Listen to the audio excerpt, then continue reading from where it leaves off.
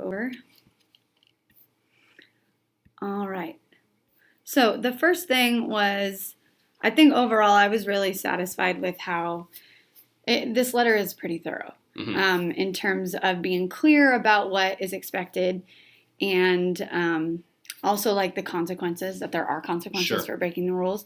One of the things that we talked about in my grad program is just this idea of distance education. And what that essentially means is it's not online classes, it's any kind of online learning. So distance means that you're overcoming either geography, time, or even levels of intelligence or access to knowledge. So we do that all the time in our classrooms. Just Google Classroom with online collaboration, kids being able to access stuff outside of school.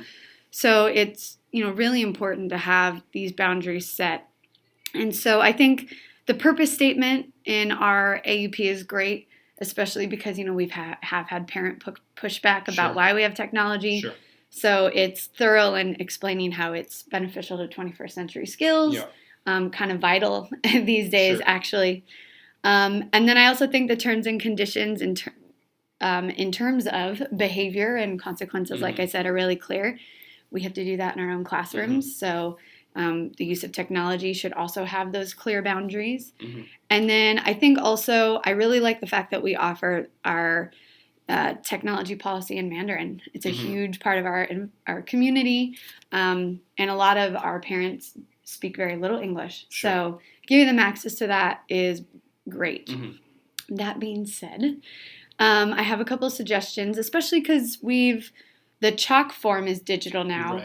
And I'm assuming that packet is going to go digital with it. The whole first day packet? Yeah. Or even just, that's the goal, right? And I think that would be a lot more conducive anyways. So the first thing, and a lot of my suggestions I think wouldn't be feasible inside a paper packet because it's more printing, but I think electronically it would be really easy to do. So the first thing would be like a section for key terms. And I think, this is a time-tested strategy for any kind of learner, an EL learner, an English-only learner. But we do this in our subjects where we kind of front-load vocabulary that we want them to be aware of. So doing that for parents and students, I think, would help break down any confusion barriers. Even if we offer it in English, it's, parents who don't speak English can see those are big words. They can translate them for themselves. And that would be really easy to implement digitally. We can even hyperlink words, And then I think the next thing is, making the student friendly. I thought that was probably the most impactful find in my research, was that some schools have a separate AUP for parents and then they have one for students.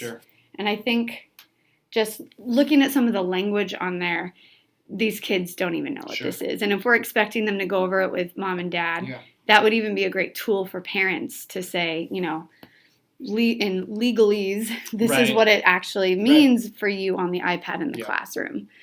And then I also think that would be helpful for parents, because Mandarin isn't the only language that's spoken here. I think in my class alone, there's 7 different languages at home.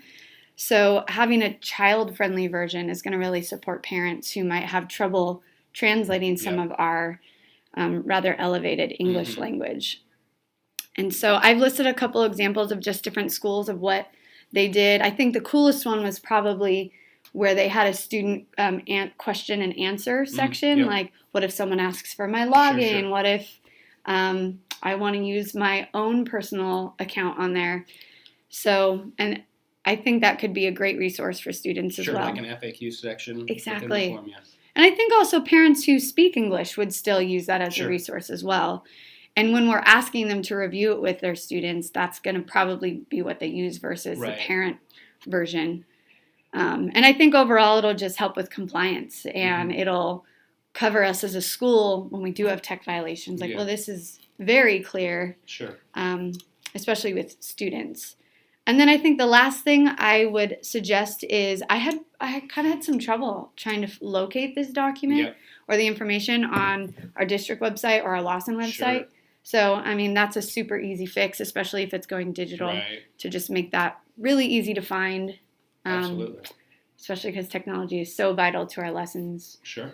That having those boundaries and those expectations accessible. Yeah. So, my research is also included throughout my document. So, feel free to check out any of those resources and let me know if you have any questions. Yeah, those are all really good suggestions, Tony. And I think you're absolutely right. Like making it digital would make it so much easier, obviously, to one, track who has submitted it, so who's agreed to the terms and conditions, and then B, anytime you want to locate that document, it's there. It is right there, whether it's on the Lawson website or the CUSD website. Right. And then by making it digital, you can add those hyperlinks and those different things, and maybe incorporate like Google Translator to convert to other languages.